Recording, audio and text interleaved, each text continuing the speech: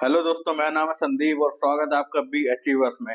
हम लोग जो हिस्ट्री की एनसीईआरटी कर रहे हैं उसमें हम लोगों ने क्लासेस की एनसीईआरटी शुरू करी थी और उसमें हम लोग 5 चैप्टर तक पहुंच गए हैं। 5 चैप्टर हम लोगों ने अच्छे से कंप्लीट कर लिए हैं और आप लोगों की भी जो इतिहास में समझ है वो धीरे धीरे आपकी डेवलप हो रही होगी। और जो जितने भी क्वेश्चन उसमें आते हैं वो सारे उन क्वेश्चन के बारे में आपने सोचा होगा, आपने जो है बौद्धिक जुगाली करी होगी, तो उससे और भी आपके हिस्ट्री की समझ में जो है बाधा नहीं आएगी और अच्छे से वो चीजें समझ क्लियर होती चली जाएंगी। ठीक, तो हम लोग आज चैप्टर अपना 6 चैप्टर शुरू करते हैं जिसका नाम है नए प्रश्न और नए विचार। ठीक, चलिए इसकी शुरुआत करते हैं। सबसे पहले ये जो दिया रहता है हमें शुरुआत में एक समझ बनाने के लिए बच्चों के लिए चीजें होती ताकि उनको उनकी ये चीज जानने की जो है उनके दिमाग में इच्छा बढ़े कोई चीज जानने की। तो ये चीजें हमें पहले से दी रहती हैं। चलिए हम लोग भी इसको पढ़ लेते हैं। अनघा आज पहली बार अपने विद्यालय की ओर से सैर पर जा रही है, टूर पर जा रही है। इसके लिए उसने देर रात पुणे यानी कि महाराष्ट्र से वाराणसी यानी उत्तर उत्तर प्रदेश में जो वाराणसी है की ट्रेन पकड़ी। स्टेशन पर अनघा को छोड़ने आई उसकी मां ने अध्यापिका से कहा, बच्चों को बुद्ध के बारे में बताने के साथ साथ उन्हें सारनाथ दिखाने भी ले जाइएगा। ठीक है, ये चीजें उसको उसकी मां ने जो है अध्यापिका से कहा। अब हम लोग यहाँ से जानने को मिलेगा क्या, बुद्ध की कहानी के बारे में जानने को मिलेगा। तो जो है आपको बहुत ध्यान से इसको समझना है, पढ़ना है, सुनना है। ठीक है, तो चलिए शुरू करते हैं। देखिए, बौद्ध धर्म के संस्थापक सिद्धार्थ थे, जिन्हें गौतम के नाम से भी जाना जाता है। किस नाम से? गौतम के नाम से। ठीक, उनका जन्म लगभग 2500 वर्ष पूर्व हुआ था। वह समय था जब लोगों के जीवन में तेजी से परिवर्तन हो रहे थे, बदलाव हो रहे थे। जैसा कि तुमने अध्याय 5 में हम लोगों ने पढ़ा है, महाजनपदों के कुछ राजा इस समय बहुत शक्तिशाली हो गए थे। हम लोगों ने राजा के बारे में पढ़ा था, कौन कौन से शक्तिशाली हो गए थे, ये आप लोगों को बताना है। ठीक है, हम लोगों ने देखा था। ठीक, हजारों सालों के बाद फिर से नगर उभर रहे थे, गांवों के जीवन में भी बदलाव आ रहा था। ये हम लोग देखेंगे अध्याय 9 में कि क्या क्या बदलाव आए। उसके बाद बहुत से विचारक इन परिवर्तनों को समझने का प्रयास कर रहे थे। ठीक है, वे जीवन के सच्चे अर्थ को भी जानना चाह रहे थे, मतलब जीवन का अर्थ क्या होता है ये वह जो है विद्वान जो है जानना चाहते थे। उसके बाद बुद्ध क्षत्रिय थे, जो उनकी जो जो हम लोग कहें वर्ण जो था उनका क्षत्रिय था। ठीक, जैसे ब्राह्मण, क्षत्रिय, वैश्य, शूद्र हम लोगों ने पढ़ा था ना, तो वह बुद्ध क्या थे? क्षत्रिय थे। उसके बाद तथा शाक्य, ये आपको ध्यान रखना है, ये फैक्ट है। शाक्य नामक एक छोटे से गढ़ से संबंधित थे। ठीक है, एक गढ़ था जिसका नाम था शाक्य, तो वहां से ये संबंधित थे। और युवावस्था में ही ज्ञान की खोज में उन्होंने घर के सुखों को छोड़ दिया था। युवावस्था में ही वह ज्ञान की खोज में निकल गए, उन्होंने घर के जितने भी सुख सुविधाएं होती हैं, ठीक है, उसको छोड़ दिया।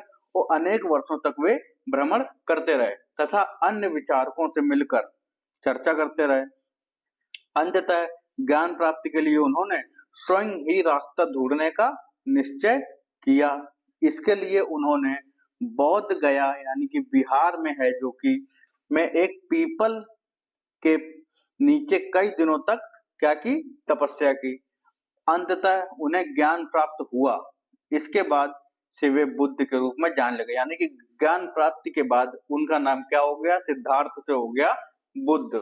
ठीक है, यहाँ से वे वाराणसी के निकट स्थित सारनाथ गए, जहां उन्होंने पहली बार उपदेश दिया था। ठीक है, यानी कि बुद्ध ने सबसे पहली बार उपदेश कहाँ दिया था? सारनाथ में दिया था। और सारनाथ कहाँ है? वाराणसी में है। ठीक, ये फैक्ट आपको ध्यान रखना है और आप चाहें तो नोट भी कर सकते हैं। उसके आगे देखें, कुशीनारा में मृत्यु से पहले का शेष जीवन उन्होंने पैदल ही एक स्थान से दूसरे स्थान की यात्रा करने और लोगों को शिक्षा देने में व्यतीत किया। यानी कि मृत्यु से पहले का जीवन उन्होंने कहाँ पे बिताया है? कुशीनारा में बिताया है। ठीक, उसके आगे हम लोग देखें, बुद्ध ने शिक्षा दी कि यह जीवन जो है कष्टों और दुखों से भरा हुआ है। ठीक है। और ऐसी हमारी इच्छा और लालसाओं जो हमेशा पूरी नहीं हो सकती, ये कारण होता है। बुद्ध ने बताया कि जो हमारा जीवन है वह कष्टों से और दुखों से भरा हुआ है, और ये जो है हमारी इच्छा और लालसाएं जो हमेशा पूरी नहीं हो सकती, के कारण ऐसा होता है। जो हम लोग इच्छाएं करते हैं कि ये हो जाए, वो हो जाए, ये मिल जाए, ऐसा चीज हो जाए, ये मैं ये बन जाऊं, तो ये सारी इच्छाएं हैं और ऐसा पूरी नहीं होती है, तो हम लोगों को दुख होता है, कष्ट होता है। तो यही चीज उन्होंने बताई। कभी कभी हम जो चाहते हैं वह प्राप्त कर लेने के बाद भी संतुष्ट नहीं होते हैं, और अधिक या अन्य वस्तुओं को पाने की इच्छा करने लगते हैं। बुद्ध ने इस लिप्सा को तन्हा कहा है, यानी कि तृष्णा कहा है। ठीक है। बुद्ध ने शिक्षा दी कि आत्म संयम अपनाकर हम ऐसी लालसा से मुक्ति पा सकते हैं। ठीक है। तो बुद्ध ने कहा आत्म संयम को अपनाकर ऐसी लालसाओं से मुक्ति हम लोग पा सकते हैं। ठीक है। उसके बाद उन्होंने लोगों को दयालु होने तथा मनुष्यों के साथ साथ जानवरों के जीवन का भी आदर करने की शिक्षा दी। वे मानते थे कि हमारे कर्मों के परिणाम चाहे वे अच्छे हों या बुरे, हमारे वर्तमान जीवन के साथ साथ बाद के जीवन को भी प्रभावित करते हैं। बुद्ध ने अपनी शिक्षा सामान्य लोगों की प्राकृत भाषा में दी। सामान्य लोगों को किसमें दी अपनी शिक्षा? प्राकृत भाषा में दी। ये आपको फैक्ट याद रखना है, आप इसको नोट कर लीजिए। ठीक है। सामान्य लोगों की प्राकृत भाषा थी, उसी में बुद्ध ने अपनी शिक्षा दी है। ठीक है। इससे सामान्य लोग भी उनके संदेश समझ सके, ठीक है, तो सुन सके। उसके बाद हम लोग देखते हैं सारनाथ स्तूप। ये है हमारा क्या? सारनाथ का स्तूप। ठीक, देख लो भैया जिसने नहीं देखा है। इस इमारत को स्तूप के नाम से जाना जाता है। यहीं पर बुद्ध ने अपना पहला सर्वप्रथम उपदेश दिया था। इसी घटना की स्मृति में यहाँ स्तूप का निर्माण किया गया। अध्याय 11 में तुम इन स्तूपों के बारे में और अधिक पढ़ोगे। ये देखिए, ये है हमारा सारनाथ का स्तूप।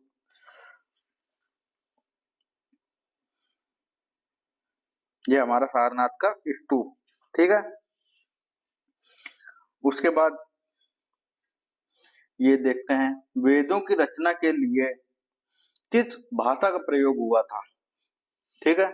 ये आपको सोचना है। बुद्ध ने कहा, जैसे कि हम लोग जानते हैं वेदों की रचना के लिए संस्कृत भाषा का उपयोग हुआ था, ये चीज हम लोगों को पता है। उसके आगे हम लोग देखें, बुद्ध ने कहा कि लोग किसी शिक्षा को केवल इसलिए नहीं स्वीकार करें कि यह उनका उपदेश है। मतलब कि बुद्ध इसलिए जो शिक्षा दे रहे हैं इसलिए स्वीकार ना करें क्योंकि ये बुद्ध ने शिक्षा दी है, इसलिए ना करें, बल्कि वे अपने विवेक से मापे, मतलब अपने दिमाग से सोचें कि उनको ये शिक्षा किस काम आएगी, किस काम नहीं आएगी। ठीक, तो आओ देखो उन्होंने ऐसा किस प्रकार किया। ठीक, तो देखते हैं भाई। देखिए, सबसे पहला है किस्सा गौतमी की कहानी। ये हम लोग पढ़ते हैं। यह बुद्ध के विषय में एक प्रसिद्ध कहानी है। इस समय की बात है, एक समय की बात है कि एक समय बात है, किस्सा गौतमी नामक एक स्त्री का पुत्र मर गया। इस बात से वह इतनी दुखी हुई कि वह अपने बच्चे को गोद में लिए नगर की सड़कों पर घूम घूम कर लोगों से प्रार्थना करने लगी कि कोई उसके पुत्र को जीवित कर दे। एक भला व्यक्ति उसे बुद्ध के पास ले गया। उसके बाद बुद्ध ने कहा, मुझे एक मुट्ठी सरसों के बीज लाकर दो, मैं तुम्हारे पुत्र को जीवित कर दूंगा। देखिए, बहुत इंटरेस्टिंग कहानी है ये। ठीक है। उसके बाद देखें, किस्सा गौतमी बहुत प्रसन्न हुई, पर जैसे ही वह बीज लाने के लिए जाने लगी तभी बुद्ध ने उसे रोका और कहा, यह बीज एक ऐसे घर से मांग कर लाओ जहां किसी की मृत्यु ना हुई हो। ठीक है। उसके बाद किस्सा गौतमी एक दरवाजे से दूसरे दरवाजे गई, लेकिन वह जहां भी गई उसने पाया कि हर घर में किसी न किसी के पिता, माता, बहन, भाई, पति, पत्नी, बच्चे, चाचा, चाची, दादा, दादी की मृत्यु हुई थी। जाहिर सी बात है, मृत्यु तो हर घर में किसी न किसी की होती ही है। तो बुद्ध दुखी माँ को क्या शिक्षा देने का प्रयास कर रहे थे, ये अब आपको समझ में आ गया होगा। ठीक है, बताने की जरूरत है नहीं। उसके बाद देखते हैं उपनिषद। जिस समय बुद्ध उपदेश दे रहे थे उसी समय या उससे भी थोड़ा पहले दूसरे अन्य चिंतक भी कठिन प्रश्नों का उत्तर ढूंढने का प्रयास कर रहे थे। हर कोई अपने अपने जो है जीवन का जो प्रश्न होते हैं वो उनका उत्तर ढूंढने का प्रयास करते हैं। तो उनमें से कुछ मृत्यु के मृत्यु के बाद जीवन के बारे में जानना चाहते थे कि मृत्यु के बाद जीवन है कि नहीं है, जबकि अन्य यज्ञों की उपयोगिता के बारे में जानने को उत्सुक थे। उन्होंने इनमें से अधिकांश चिंतकों का यह मानना था कि इस विश्व में कुछ तो ऐसा है जो स्थायी है और जो मृत्यु के बाद भी बचा रहता है। ये कुछ लोग ऐसा मानते थे। उन्होंने इसका वर्णन आत्मा तथा ब्रह्म अथवा सार्वभौम आत्मा के रूप में किया है। तो यहाँ से हमारा निकल के आया कॉन्सेप्ट आत्मा और ब्रह्म का। उसके बाद वे मानते थे कि अंततः आत्मा तथा ब्रह्म एक ही है, यानी कि जो ब्रह्म है जो आत्मा है ये एक ही है। ठीक, ऐसे कई विचारों का संकलन उपनिषदों में हुआ है। ठीक, उपनिषदों में किसका हुआ है? ऐसे विचारों का संकलन उपनिषदों में हुआ। उपनिषद उत्तर वैदिक ग्रंथों का हिस्सा थे। उपनिषद का शाब्दिक अर्थ है गुरु के समीप बैठना। ठीक है, यानी कि गुरु के समीप बैठकर प्राप्त किया हुआ ज्ञान ही क्या होता था हमारा उपनिषद। इन ग्रंथों में अध्यापकों और विद्यार्थियों के बीच बातचीत का संकलन किया गया है। प्रायः ये विचार सामान्य वार्तालाप के रूप में प्रस्तुत किए गए हैं। उसके बाद हम लोग देखें इसमें यहाँ क्या दिया हुआ है। भारतीय दर्शन की 6 पद्धति यानी कि षट दर्शन, यह क्या है? सदियों से भारत द्वारा सत्य की बौद्धिक खोज का प्रतिनिधित्व दर्शन की 6 शाखाओं ने किया। ये वैशेषिक, न्याय, सांख्य, योग, पूर्व मीमांसा और वेदांत या उत्तर मीमांसा के नाम से जाने जाते हैं। ये आपको नोट कर लेना है। उसके बाद दर्शन की इन 6 पद्धतियों की स्थापना क्रमशः ऋषि कणद, गौतम, कपिल, पतंजलि, जैमिनी और व्यास द्वारा की गई है। ये क्रमशः इसी क्रम में मतलब दिया हुआ है। ठीक है, तो किसने किसने रचना इनकी करी है। उसके बाद जो आज भी देश में बौद्धिक चर्चा को दिशा देते हैं, जर्मन मूल के ब्रिटिश भारतविद फ्रेडरिक मैक्स मूलर के अनुसार दर्शन की इन 6 शाखाओं का विकास कई पीढ़ियों के दौरान व्यक्तिगत विचारकों के योगदान से हुआ। यद्यपि ये एक दूसरे से भिन्न दिखते हैं, तथापि सत्य की इनकी समझ में आधारभूत तालमेल भी दिखता है। उसके बाद देखें बुद्धिमान भिखारी की कहानी है भाई इसमें। चलो देखते हैं। यह वार्तालाप छांदोग्य उपनिषद, ठीक है, किस उपनिषद में? छांदोग्य उपनिषद, जो कि सबसे पुराना उपनिषद भी माना जाता है, नामक प्रसिद्ध उपनिषद की एक कहानी पर आधारित है। शौनक व अभिप्रतारिण, ठीक है, छांदोग्य उपनिषद। शौनक व अभिप्रतारिण नामक 2 ऋषि सार्वभौम आत्मा की उपासना करते थे। एक बार ज्यों ही वे भोजन करने के लिए बैठे, एक भिखारी आया और भोजन मांगने लगा। शौनक ने कहा, हम तुम्हें कुछ नहीं दे सकते। भिखारी ने पूछा, विद्रुजन आप किसकी उपासना करते हैं? तो अभी प्रतारिण ने उत्तर दिया, सार्वभौम आत्मा की।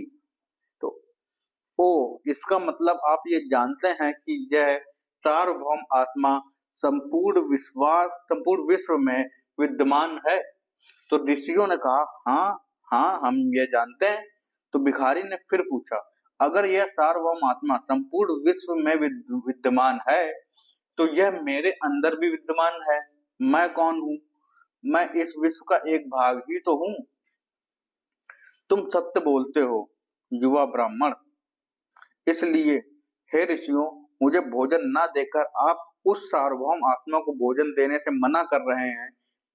भिखारी की बात की सच्चाई जानकर ऋषियों ने उसे भोजन दे दिया। ठीक है, भिखारी ने भोजन पाने के लिए ऋषियों को किस तरह मनाया, ये बात आप लोगों को सोचनी है। ठीक है, उसके बाद आगे देखते हैं। इन चर्चाओं में भाग लेने वाले अधिकांशतः जो पुरुष ब्राह्मण तथा राजा होते थे। कभी कभी गार्गी जैसी स्त्री विचारकों का भी उल्लेख मिलता है। किसका उल्लेख मिलता है? गार्गी का भी उल्लेख मिलता है, गार्गी नाम की स्त्री के। उसके बाद देखें, विद्वता के लिए प्रसिद्ध गार्गी राज दरबारों में होने वाले वाद विवाद में भाग लिया करती थी। निर्धन व्यक्ति इस तरह के वाद विवाद में बहुत कम ही हिस्सा लेते थे। इस तरह का एक प्रसिद्ध अपवाद सत्यकाम जाबाल का है। ठीक, सत्यकाम जाबाल का नाम उसकी दासी माँ के नाम पर पड़ा। सत्यकाम के मन में सत्य जानने की तीव्र जिज्ञासा उत्पन्न हुई। गौतम नामक एक ब्राह्मण ने उन्हें अपने विद्यार्थी के रूप में स्वीकार किया तथा वह अपने समय के सर्वाधिक प्रसिद्ध विचारकों में से एक बन गए। उपनिषदों के कई विचारों का विकास बाद में प्रसिद्ध विचारक शंकराचार्य के द्वारा किया गया। ये नाम बहुत ही ज्यादा इंपॉर्टेंट है। हिंदुओं के जो उद्धारक के रूप में जाने जाते हैं वह कौन है? आदि गुरु शंकराचार्य ही उनको कह सकते हैं, के द्वारा किया गया, जिनके बारे में तुम कक्षा 7 में पढ़े, यानी हम लोग जब 7th के एनसीईआरटी हम लोग पढ़ेंगे तब उसमें शंकराचार्य का वर्णन होगा। उसके बाद देखें व्याकरण विद पाणिनि। ये क्या है? इस युग में कुछ अन्य विद्वान भी खोज कर रहे थे। उन्हीं प्रसिद्ध विद्वानों में से एक पाणिनि ने संस्कृत भाषा के व्याकरण की रचना की। संस्कृत, ये फैक्चुअल चीज है, ये आपको ध्यान रखना है। ठीक है, पाणिनि ने संस्कृत भाषा के जो व्याकरण है उसकी रचना की थी। किसने? पाणिनि ने। ठीक है, उसके बाद उन्होंने स्वरों तथा व्यंजनों को एक विशेष क्रम में रखकर उनके आधार पर सूत्रों की रचना की। ये सूत्र बीज गणित के सूत्रों से काफी मिलते जुलते हैं। इसका प्रयोग कर उन्होंने संस्कृत भाषा के प्रयोग के नियम लघु सूत्रों लगभग 3000 के रूप में लिखे हैं, यानी कि इतने लिखे हैं 3000। उसके बाद हम लोग देखते हैं जैन धर्म के बारे में। इसी युग में अर्थात लगभग 2500 वर्ष पूर्व जैन धर्म के 24वें तथा अंतिम तीर्थंकर वर्धमान महावीर ने भी अपने विचारों का प्रसार किया। वह वज्जी संघ के लिच्छवी कुल के एक क्षत्रिय राजकुमार थे। कहाँ के थे? वज्जी संघ के लिच्छवी कुल के एक क्षत्रिय राजकुमार थे। ये पॉइंट आपको नोट कर लेना है। इस संघ के विषय में तुमने अध्याय 5 में पढ़ा है। हम लोगों ने इस कुल के बारे में, इस संघ के बारे में हम लोगों ने पढ़ा है। कौन कौन से संघ थे, कौन कौन से जनपद, महाजनपद के बारे में देखा है। उसके बाद 30 वर्ष की आयु में उन्होंने घर छोड़ दिया और जंगल में रहने लगे। 12 वर्ष तक उन्होंने कठिन एवं एकाकी जीवन व्यतीत किया। इसके बाद उन्हें ज्ञान की प्राप्ति हुई, यानी कि ज्ञान की प्राप्ति उन्हें कितने वर्ष की तपस्या के बाद मिली? 12 वर्ष की तपस्या के बाद मिली है। ये पॉइंट भी नोट कर लेना है। उनकी शिक्षा सरल थी। सत्य जानने की इच्छा रखने वाले प्रत्येक स्त्री व पुरुष को अपना घर छोड़ देना चाहिए। उन्हें अहिंसा के नियमों को का कड़ाई से पालन करना चाहिए, अर्थात किसी भी जीव को ना तो कष्ट देना चाहिए और ना ही उसकी हत्या करनी चाहिए। महावीर का कहना था, सभी जीव जीना चाहते हैं, सभी के लिए जीवन प्रिय है। महावीर ने अपनी शिक्षा प्राकृत में दी, यानी कि महावीर ने शिक्षा अपनी किसमें दी है? प्राकृत भाषा में दी है। उसके बाद यही कारण है कि साधारण जन भी उनके तथा उनके अनुयायियों की शिक्षाओं को समझ सके। देश के अलग अलग हिस्सों में प्राकृत के अलग अलग रूप प्रचलित थे। प्रचलन क्षेत्र के आधार पर ही उनके अलग अलग नाम थे। जैसे मगध में बोली जाने वाली प्राकृत मागधी कहलाती थी। ठीक है, जैन नाम से जाने गए महावीर के अनुयायियों को बौद्ध जैन नाम से जाने गए महावीर के अनुयायियों को भोजन के लिए भिक्षा मांगकर सादा जीवन बिताना होता था। उन्हें पूरी तरह से ईमानदार होना पड़ता था तथा चोरी ना करने की उन्हें सख्त हिदायत थी। उन्हें ब्रह्मचर्य का पालन करना होता था। पुरुषों को वस्त्रों सहित सब कुछ त्याग देना पड़ता था, यानी कि वस्त्र भी त्याग देने पड़ते थे, बिना वस्त्र के रहना था पुरुषों को। उसके बाद देखें, अधिकांश व्यक्तियों के लिए ऐसे कड़े नियमों का पालन करना बहुत कठिन था। फिर भी हजारों व्यक्तियों ने इस जीवन शैली को जानने और सीखने के लिए अपने घरों को छोड़ दिया। कई अपने घरों पर ही रहे और भिक्षु यानी भिक्षु और भिक्षुड़ी, ठीक है, भिक्षु और भिक्षुड़ी भी कह सकते हैं, बने लोगों का भोजन प्रदान कर उनकी सहायता करते रहे। यानी भिक्षु और भिक्षुड़ी बने लोगों को भोजन प्रदान कर उनकी सहायता करते रहे। मुख्यतः व्यापारियों ने जैन धर्म का समर्थन किया। किसने किया? व्यापारियों ने, अधिकतर हम लोग अभी भी देखें तो अधिकतर जो जैन व्यापारी लोग होते हैं वो जैन जो होते हैं वह व्यापारी वर्ग में के होते हैं। ये हम लोग को आज भी देखने को मिलता है। किसानों के लिए इन नियमों का पालन अत्यंत कठिन था, क्योंकि फसल की रक्षा के लिए उन्हें कीड़े मकोड़ों को मारना पड़ता था। बाद की सदियों में जैन धर्म उत्तर भारत के कई हिस्सों के साथ साथ गुजरात, तमिलनाडु और कर्नाटक में भी फैल गया। महावीर तथा उनके अनुयायियों की शिक्षाएं कई शताब्दियों तक मौखिक रूप में ही रहीं। वर्तमान रूप में उपलब्ध जैन धर्म की शिक्षाएं लगभग 1500 वर्ष पूर्व गुजरात में वल्लभी नामक स्थान पर, ये पॉइंट आपको नोट कर लेना है, वल्लभी नामक स्थान पर लिखी गई थी। क्या देखना है? मानचित्र 105 पृष्ठ नंबर 105 में हम लोगों को देखना है। ठीक है, तो ये हम लोग आगे देखेंगे। जैन, जैन शब्द जिन शब्द से निकला है जिसका अर्थ है विजेता, ये भी एक पॉइंट आपको ध्यान रखना है। उसके बाद संघ, संघ क्या था? महावीर तथा बुद्ध दोनों का ही मानना था कि घर का त्याग करने पर ही सच्चे ज्ञान की प्राप्ति हो सकती है। ऐसे लोगों के लिए उन्होंने संघ नामक संगठन बनाया, जहां घर का त्याग करने वाले लोग एक साथ रह सके। ठीक, संघ में रहने वाले बौद्ध भिक्षुओं के लिए बनाए गए नियम विनय पिटक नामक ग्रंथ में मिलते हैं। ठीक है, तो ये आपको पॉइंट नोट कर लेना है। संघ में रहने वाले बौद्ध भिक्षुओं के लिए जो नियम बनाए गए हैं वह हमें किस ग्रंथ में मिलते हैं? विनय पिटक में मिलते हैं। ये आपको पॉइंट नोट कर लेना है, इंपॉर्टेंट है।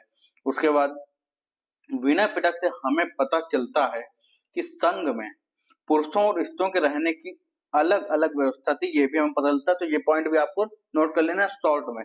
ठीक है, पुरुष और स्त्रियों के मिलने की, रहने की जो है अलग अलग व्यवस्था थी। कहाँ पे थी?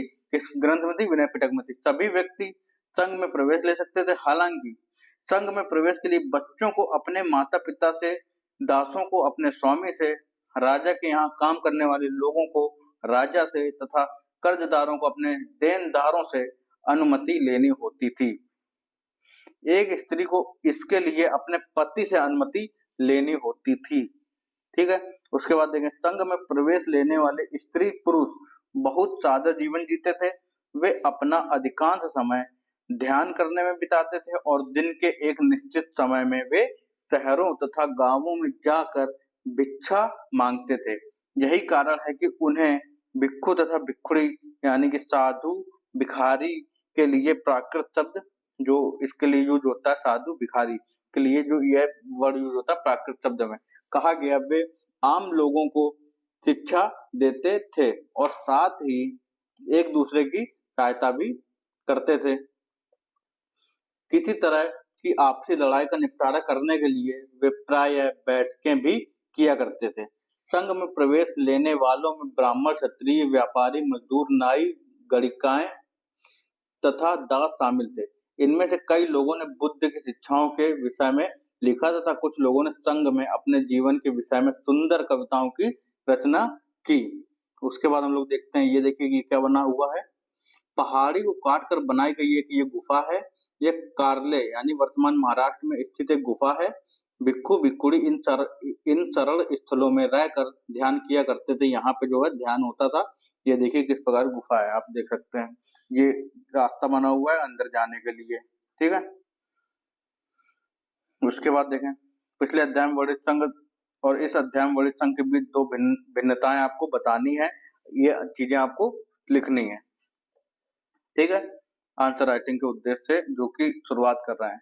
उसके बाद देखें, विहार, जैन तथा बौद्ध भिक्षु पूरे साल एक स्थान से दूसरे स्थान घूमते हुए उपदेश दिया करते थे। केवल वर्षा ऋतु में जब यात्रा करना कठिन हो जाता था तो वे एक स्थान पर ही निवास करते थे। ऐसे समय में वे अपने अनुयायियों द्वारा उद्यानों में बनवाए गए अस्थायी निवासों में अथवा पहाड़ी क्षेत्रों की प्राकृतिक गुफाओं में रहते थे। जैसे जैसे समय बीतता गया, भिक्षु भिक्षुणियों ने स्वयं तथा उनके समर्थकों ने अधिक स्थायी सरल स्थलों की आवश्यकता का अनुभव किया। तब कई शरण स्थल बनाए गए जिन्हें विहार कहते हैं। विहार क्या है? शरण स्थल है। ठीक है, ये पॉइंट भी आपको नोट कर लेना है।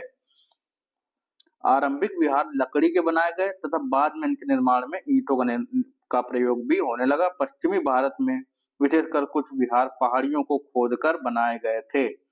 उसके आगे हम लोग देखें, एक बौद्ध ग्रंथ से ज्ञात होता है। क्या ज्ञात हो? जिस तरह महासागरों में मिलने पर नदियों की अलग अलग पहचान समाप्त हो जाती है, ठीक उसी तरह बुद्ध के अनुयायी जब भिक्षुओं की श्रेणी में प्रवेश करते हैं तो वे अपना वर्ण, श्रेणी और परिवार सब त्याग देते हैं। यानी कि जब बौद्ध धर्म में जब ये लोग प्रवेश कर जाते हैं, अपना लेते हैं और इसमें भिक्षु और भिक्षुणी बन जाते हैं, तो वह अपना धर्म, अपना जाति पात सब जो है छोड़ देते हैं।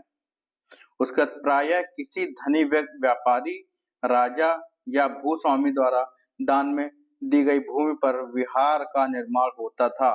ठीक, ये लोग दान में देते थे और वहां पे इसका निर्माण होता था और वहां पे ये लोग रुकते थे।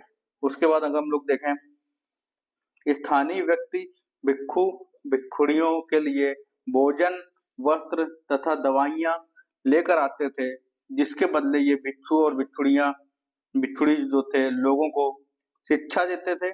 आगे आने वाली शताब्दियों में बौद्ध धर्म उपमहाद्वीप के विभिन्न हिस्सों के साथ साथ बाहरी क्षेत्रों में भी फैल गया। ठीक, अध्याय 9 में तुम इनके बारे में और अधिक पढ़ोगे, यानी कि हम लोग अध्याय 9 में इसके बारे में और अच्छे से पढ़ना है। ये हम लोग देख लेते हैं। आश्रम व्यवस्था। जैन तथा बौद्ध धर्म जिस समय लोकप्रिय हो रहे थे, लगभग उसी समय ब्राह्मणों ने आश्रम व्यवस्था का विकास किया। यहाँ आश्रम शब्द का तात्पर्य लोगों द्वारा रहने तथा ध्यान करने के लिए प्रयोग आने वाले स्थान से नहीं है, बल्कि इसका तात्पर्य जीवन के एक चरण से है। ठीक है, एक जीवन का एक चरण है आश्रम व्यवस्था। ठीक, ये आपको ध्यान रखना है। ब्रह्मचर्य, गृहस्थ, वानप्रस्थ तथा संन्यास नामक 4 आश्रमों की व्यवस्था की गई। ब्रह्मचर्य के अंतर्गत ब्राह्मण, क्षत्रिय तथा वैश्य से यह अपेक्षा की जाती थी कि इस चरण के दौरान वे सादा जीवन बिताकर वेदों का अध्ययन करेंगे। ठीक, तो ये कहाँ किसमें थी? ब्रह्मचर्य के अंतर्गत थी। उसके बाद देखें, गृहस्थ आश्रम के अंतर्गत उन्हें विवाह कर एक गृहस्थ के रूप में रहना होता था।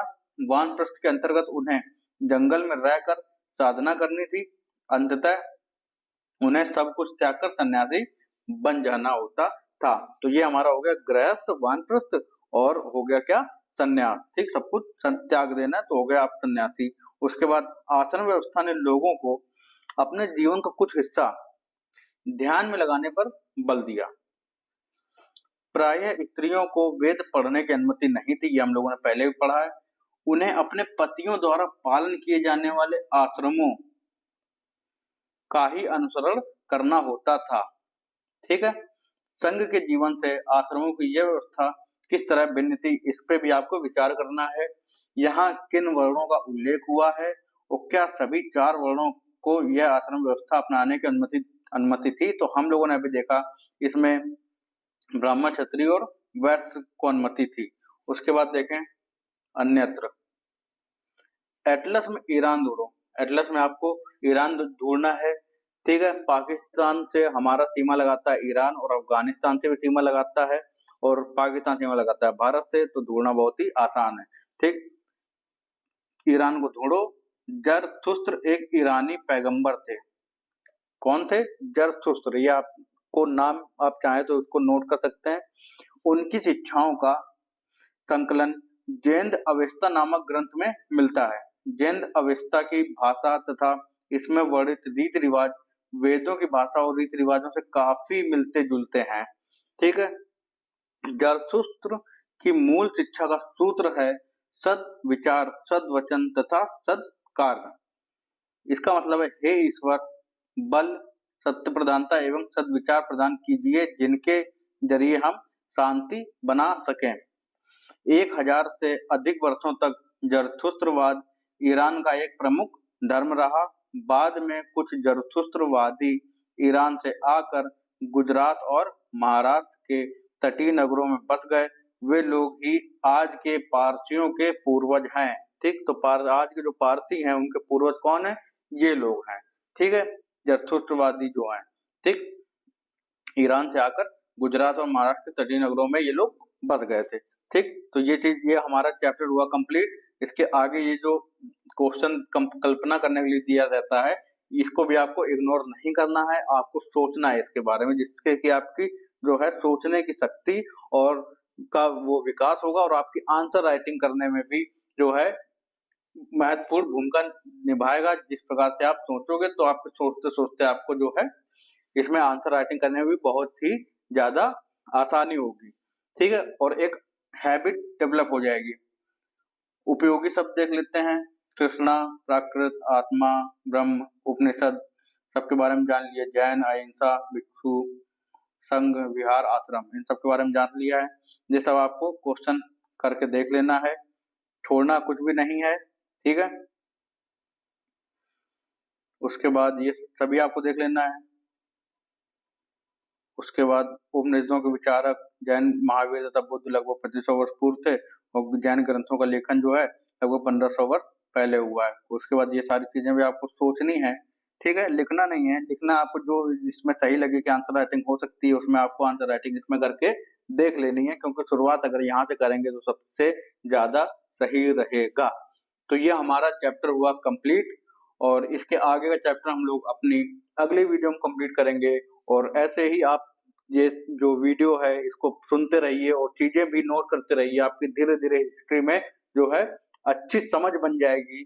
और इसके आगे हम लोग क्लास 12 तक की हिस्ट्री पूरी कंप्लीट करेंगे, और पॉलिटी की भी हम लोग शुरुआत करेंगे, और ज्योग्राफी की भी हम लोग शुरुआत करेंगे, एनसीईआरटी की। तो एनसीईआरटी की पूरी एक सीरीज चलेगी, ठीक। तो इससे जुड़ने के लिए धन्यवाद।